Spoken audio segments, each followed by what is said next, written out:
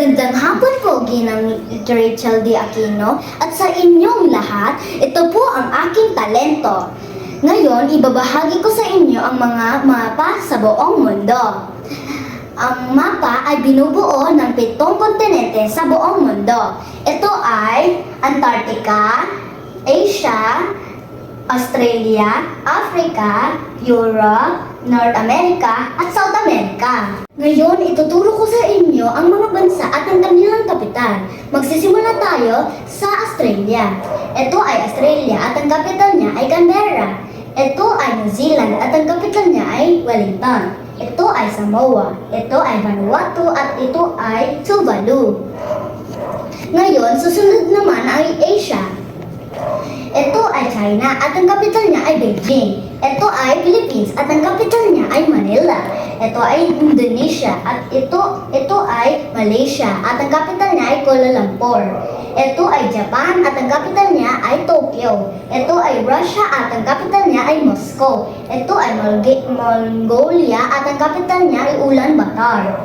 Ito ay Kazakhstan. Ito ay India at ang capital niya ay New Delhi. Ito ay Sri Lanka. Ngayon, susunod naman tayo ay Africa. Ito ay Libya. Ito ay Egypt at ang capital niya ay Cairo. Ito ay Algeria at ang capital niya ay Algiers. Ito ay South Africa. Ito ay Lesotho at ito ay Botswana. Ngayon, susunod naman ay Europa. Ito ay Spain at ang capital niya ay Barcelona.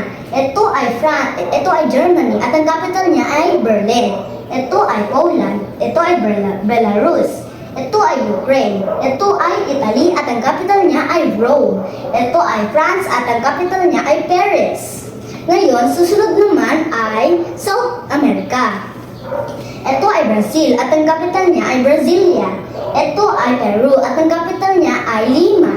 Ito ay Ecuador at ang capital niya ay Quito. Ito ay Colombia at ang capital niya ay Bogota. Ngayon, susunod naman ay North America. Ito ay United States at ang capital niya ay Washington, D.C. Ito ay North America, ito ay Canada at ang capital niya ay Ottawa. Ito ay Mexico at ang capital niya ay Mexico City. Ito ay Belize, ito ay Nicaragua at ito ay Panama. Naman, puntahan natin ang bansang Pilipinas. Ang Pilipinas ay isang archipelago na binubuo ng 3 bahagi.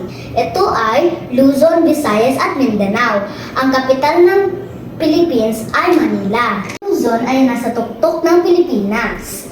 Ito ang mga lugar sa Luzon, kabilang sa Metro Manila. Ito ay Manila, Quezon City, Pasay, Pasig, Parañaque, Navotas, Pateros at Las Piñas. Susunod naman ay Visayas, ay nasa gitna ng Pilipinas. Ang sentro ng Visayas ay Cebu. At ang mga lugar sa Visayas ay Bohol, Cebu, Leyte, Eastern Samar, Northern Leyte. At yan ang mga lugar sa Visayas. Susunod naman ay Mindanao. Ang Mindanao ay nasa baba ng Pilipinas. Ang sentro ng Mindanao ay Davao.